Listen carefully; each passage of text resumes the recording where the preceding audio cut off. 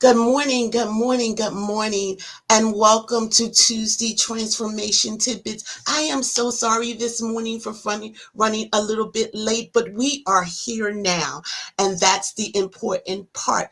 On this morning and in the month of February, we have been dealing with love beyond limits. And on for the last couple of Tuesdays, we've been talking about it from a woman's standpoint. But on this morning, we're going to be talking about love beyond limits from a male perspective. And on this morning, I am so elated to have my brother upon here on the stage this morning. Deacon Naran Land is here this morning. Come on, give him a hand. I am so happy that he's here. I am so excited to hear what he has to say while we're talking about love beyond limits with from a male's perspective. Before we get started, we're just going to chat for a little bit and then I'm going to let him go and tell us ladies from a male perspective how to love. Is that okay? Bruh, how are you this morning? Well, praise the Lord. I am fine, Pat, and I'm good to see you this morning. I'm normally out and about, get ready to go to work, but I'm here for you this morning and for the ladies. And God bless each and every one of you.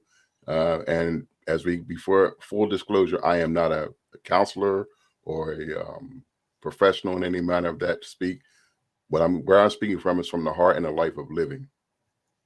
All right, so you're not a counselor from other people, but I've heard him deal with men. And can I tell you this morning that we have the right person on the line just to speak some nuggets this morning about love?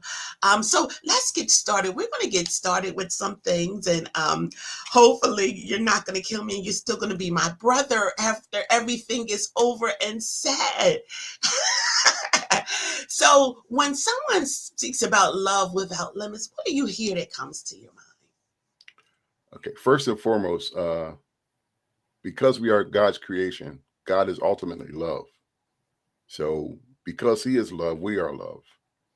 And we're That's not born with the capacity to love, but we want to be loved as babies. And we seek the nurturing of our mothers, who are the first voices that we hear from the womb. And then once we get out into the world, we're like a new computer program. We don't have any viruses. We don't have any sicknesses. We don't have any illnesses other than what may be naturally created in the body, but the mind is fresh. The heart is fresh. So the longer you live and the more things you experience, the more hurts, the more pains, the more disappointments, the more struggles you experience, the less capacity you have to love fully. Because mm, babies don't know all that. They only know one thing: I need mommy's milk, I need mommy's warmth and comfort. I need to have her be surrounding me 24/7, 365. But once you learn to walk and talk and uh, connect with other human beings, you start to see the bad side of nature, of sin. Because we are born in sin and shaped in iniquity, but we don't have that sin initially because we don't know it. We learn it as we go. So you asked the question here: is it possible to have too much love for one person or one thing? Yes, it is. You can love your car, you can love your money, you can love your clothes, you can love your lifestyle more than anyone else. When you tend to care and love for those things more than anything else, you put people in the back on the back burner. And that's not a good thing, because ultimately at the end of the day, you're going to need people. Whether you want to believe it or not, you are going to need people in your life. Um, I myself, I'm a big sports fan. I love the Eagles and football and everything like that. You know, in sports, I love it. But I love my wife more, and that was one of the things that connected us. We both like sports, so we say this in full disclosure, Pat. If she was a Dallas Cowboy fan, I would have never married her. Okay, for all you Cowboy fans out there, you know, God love you anyway, but I can't live with you. Because football season's too long to hate the one you love. That's what my wife says, not me. Okay. But yes, you can't love things more than people, and that's not a good place to be, because that thing will deteriorate. That thing will go away. That thing will rust. That thing will lose its value at some point. But your children, your wives, your mothers, your parents, they don't lose value in your life. They're there for a reason. God has placed you with them for a reason. And your ultimate responsibility, first of all, as a human being, is to love. because you want to be loved in the end. Um, it's interesting because in First John chapter 4, my wife preached out of this a couple weeks back. God is love. Ultimately, God is love, and we love Him because He first loved us, and that's a place to be. Um, Never put things above people, because those things can rot away or go away and disappear in an instant, but people will be there. They will always be there. So Awesome. Awesome. You just said some key points that got me over here saying, wow. I like the one when you talked about it's like the new computer with no virus. That's heavy. Spracking brand new. Nothing has contaminated, nothing that has caused it to hate, nothing that's caused it to have is feelings hurt. That's what love should be all about. Something brand new that has not been contaminated. Wow. So when you think about it, that was good, bro. I'm so glad I brought you up here. You got a little something in you, huh? So let's keep moving. So when you talk about it, when do you think there is a difference with unconditional love versus limited love? okay, unconditional love is boundless. First and foremost, it knows no limits at all. It'll go the extra mile for you, for others. It'll do things that are impossible. They'll make the things that are impossible possible. Um, Perfect example. If you remember the movie Roots, back in the 70s, when Kunta Kinte held his baby up to the heavens and said, "This is yours. I'm going to take care of it." And no matter what he went through in his life of slavery, he always took care of his family. He always looked after his family first. They were more important to him. They were so much more important to him that he ended up having his foot cut off when he tried to run away, Right. because he thought about, I don't want to lose them. I can't lose them. And when they separated them, that was one of the hardest scenes in the movie, to see his daughter be sold off, and to watch her go away and never know that he would never see her again. That's the kind of love we talk about. It never separates. It's always there. It's consistent. It's unifying. It's everything. And God wants us to love that way, because He says He wants us to be unified and one in the Spirit from day one. Uh, Married couples get married for the very reason they confess to God their love for each other and for Him. And as you know, the three core strands not easily broken. And your marriage is you, each other, and God, and Mhm. nothing and no one should come between that. The hardest thing today when we see divorce is that people start thinking about things and not each other. Wow. They start thinking about things and not each other. Um, real quick, because we're in Black History Month, we have to remember that the black man in this country, and I don't want to, I hope we don't have, people that are not offended of saying this, but when we came off the boat, we were stripped of that capacity to love. Our identities were taken away from us. Our ability to want to care for other people was stripped from us. And it took 400 years to get to this point where we're now able to see and love like we should. Now, I thank God for our forefathers who persisted in love in their lives. In spite of what was going on, they still were able to love. They still were able to have families and take care of the generations before us. So I thank them for that. But in this day and age now, where the young people are so distracted with technology, love is not in the call. It's just about, what can I get from me? What's in it for me? Um, how do I become more popular? How do I get more things? And not so much, how do I love that person even more? So when you see a young couple today holding hands and walking down the street and looking each other's eyes, yeah, that might be the physical part, but you want to pull them aside and say, what makes that person, what makes you love that person more than anything else on the planet? You want to ask that question to them. And as you being a counselor, you would know. Um, you're sitting in a room and you guys are talking, and next thing you know, well, I like the color blue. I like the color green. You have differences, but can you compromise? Because compromise is important. You got to be able to see the other person for who they are and what they are, and love them in spite of that.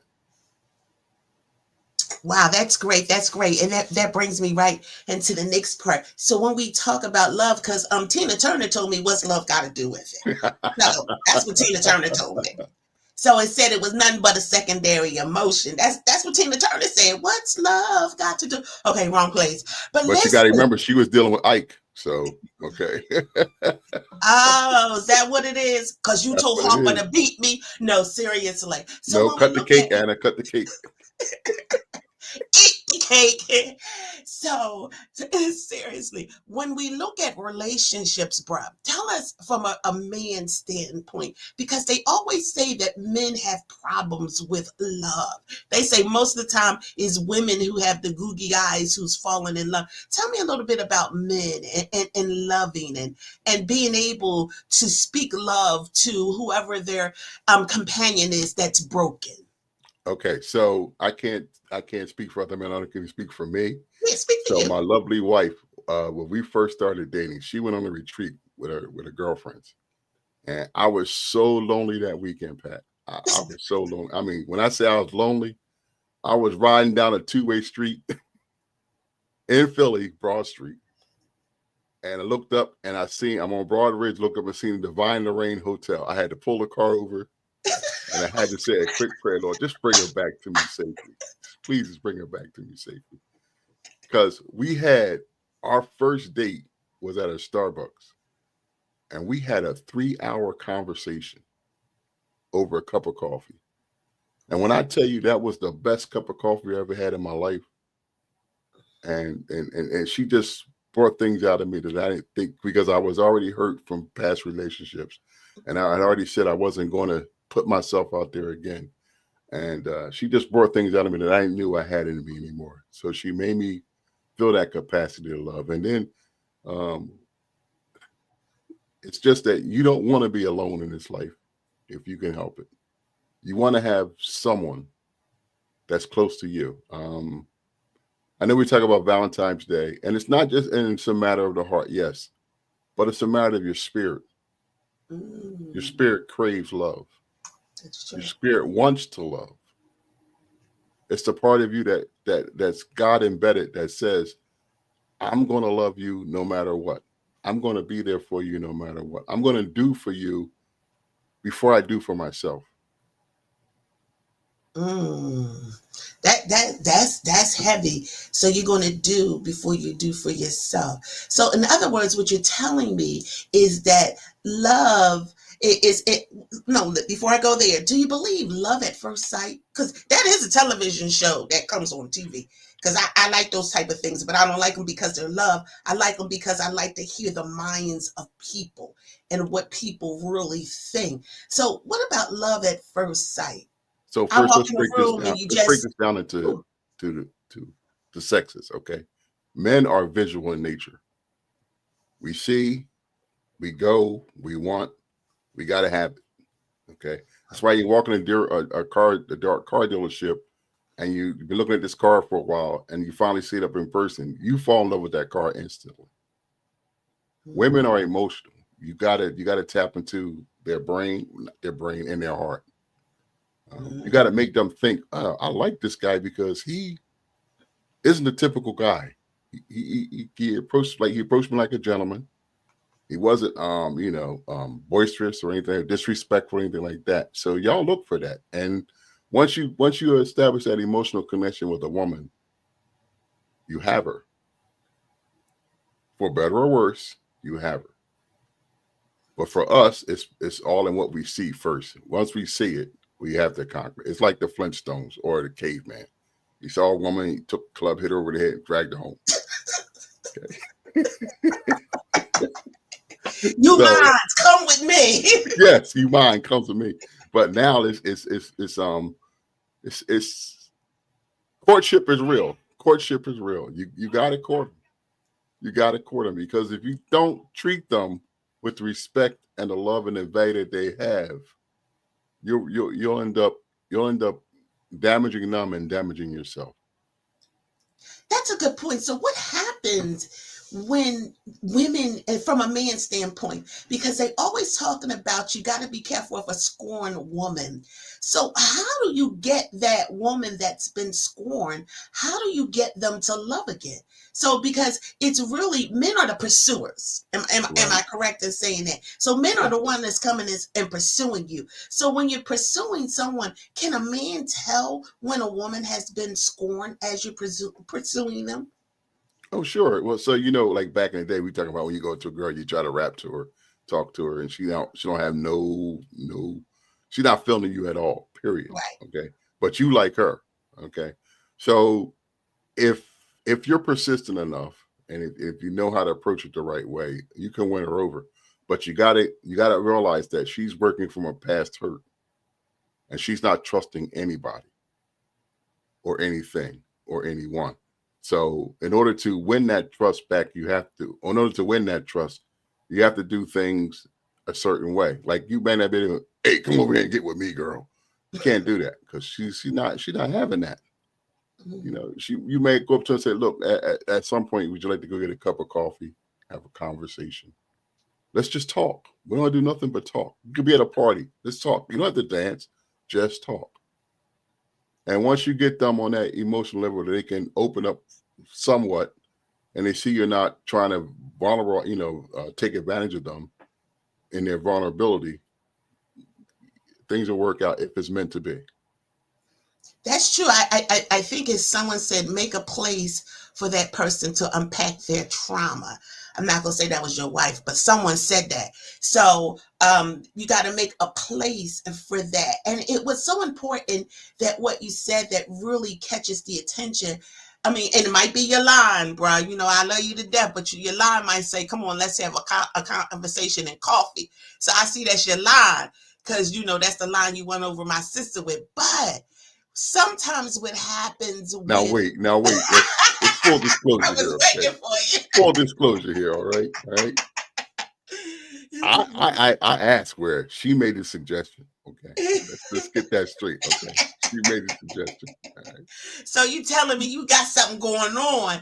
So what you say is important for women to be careful of how they look because men are so visual. And sometimes women, when we're flying, well, I won't say we, but when women fly to the supermarket, they got their bonnet on their head. They got their slippers on their feet. You know, they look like they just rolled out of the bed and they forgot to do two things, wash their face and brush their teeth. So would you think that it's important for women, especially women who are looking to find companionship. And let's go back. Oh, I look the key word, looking to find. So when the Bible tells us that, men is the one that finds the woman, do you think that when women go out and pursue it, do you think that that's wrong? No, Although we know that absolutely not. scripture means a whole bunch. Absolutely not. If they feel an emotional attachment to that person and they like what they're presenting, absolutely not. You know. Now it's a reversal on the courtship thing, but absolutely not. No, you're entitled to do whatever you have to do. Well, I'm saying whatever you have to do, but I mean, whatever you feel you need to do. But ultimately, you're looking for your king. Am I Mm. correct in saying that? Mhm, mhm. Okay, so the king wants to see his queen. Mm. So you can't have a bonnet on your head and your pajamas on in the grocery store and whatever else you come out the house with on. That's not queen representation. Okay, you Whoa. can't have your pants hanging halfway down and shirt loose and your hair, you haven't shaved or your hair uncombed. That's not king like. You have to present Mm. yourself in a royal fashion in order to be received royally. Wow. Wow. Wow. So I know we're coming to the hour that we need to close, and I know I was a little late on this morning. So I thank you guys first of all for staying tuned as we got ourselves together and we were able to come aboard. But I want you to speak out into the Facebook and just talk about for a moment the essential parts of really going after love. Leave us some words of encouragement is basically what I'm saying. Leave us words of encouragement that really has to deal with love. Bruh, you have dropped so many nuggets up here this morning. Even the ones about both of you guys being coffee lovers, so many nuggets have you dropped out this morning. Especially the last one when you talk about queen representation and king representation. I think that is so important in the natural part to us women and to us men, because sometimes we're not presenting ourselves to be found either. So, but I want you to drop some words of encouragement to the ladies that are on here, to the men that's going to come back and listen, lady, to just talk about love for a moment. Okay, so first of all, I'm sitting here this morning at my wife's desk in her office, in her home office, and I'm looking at a mug, and it says, His mercies are new every morning." Lamentations 3:23. So Mm-hmm. when you wake up and open your eyes in the morning, that's another day of mercy God has granted you. That's another day to live right, be holy, and love to the utmost capacity. We as human beings are granted that mercy each and every day by God because He loves us and because He wants us to love. So when you take your shower, brush your teeth, comb your hair, get yourself together, and you face the world, you take God with you first. You be that light that everyone needs to see. You be that love that everyone needs to see. And sometimes things will be difficult, during the course of the day, and people will get on your nerves because it happens to all of us. We all have the boss that we can't seem to deal with. We all have the coworker that we can't seem to deal with. We all have people in our lives that just make things very frustrating. But I need you to put God first in everything, and think about God. Think about how Jesus Christ would handle that. Or as you say, would say, what would Jesus do? Because he ain't gonna cuss you out, but he will tell you about yourself. For Definitely. sure. He'll let you know. I know who you are. I know where you're coming from, and because I know that, I still love you in spite of. So love is real, guys. I mean, I just want you to know that in this Black History Month, because of the things that we were stripped of as a people, we never lost the capacity to love. We never lost the capacity to love, and it shows from generations on down. It shows when a newborn baby is born and the parents huddle around, or they give that baby back to the church in dedication.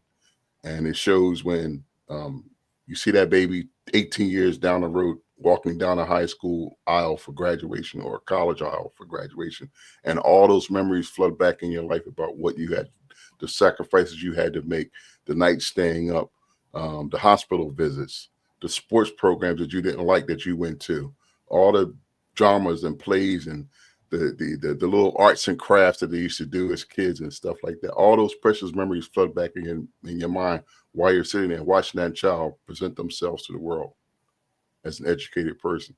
So those kind of memories are good. Those kind of things are good to have in your heart. But then again, there's the bad memories. There's the kind where the kids go the other way, and you worried about whether you're going to get them out of jail, or whether whatever kind of trouble they're in, or they're strung out on drugs or whatever. And it's hard. It's hard. But God gives you the capacity to love anyway. He gives you the capacity to love anyway. You forgive because He first forgave us, and you love because He first loved us. So live that life of love if you can. I know it's difficult, and some circumstances will just make you say, Lord, how? How? But because of who He is, we are. Thank you. Amen. I am so glad to have had my brother on the line this day. And we both did not act up. We started to, but we brought ourselves back in because we go.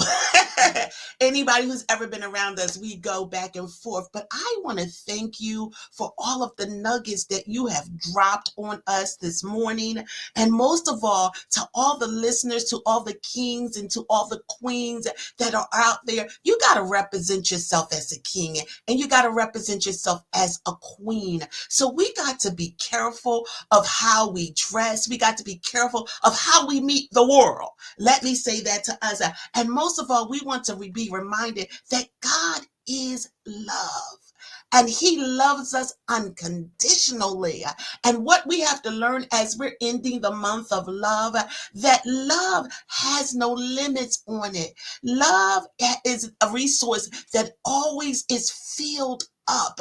We can always go back and dip into our resource to pull out some more love nuggets. I want to thank my brother for this. I love this. I'm excited that I had a male perspective that talks about love. And I got some more brothers out there that I want to bring my brother back, that we can get a men's conversation going on, just really dealing with love, dealing with the element of love and how men love other people's. Yeah, I see Rob's on here too, brother. I'm coming for you too. So to see how we can love other people and make sure that we're giving or we're being the type of people that presents love. Once again, I say thank you, thank you, thank you, thank you. An awesome job that's done to you. And I want to tell everyone that is my Tuesday transformation tidbit for you on today. Love beyond limits from a male perspective. Be amazing, everyone, on today, and love on today. Wherever you go, show love on today. Love you. Love you too.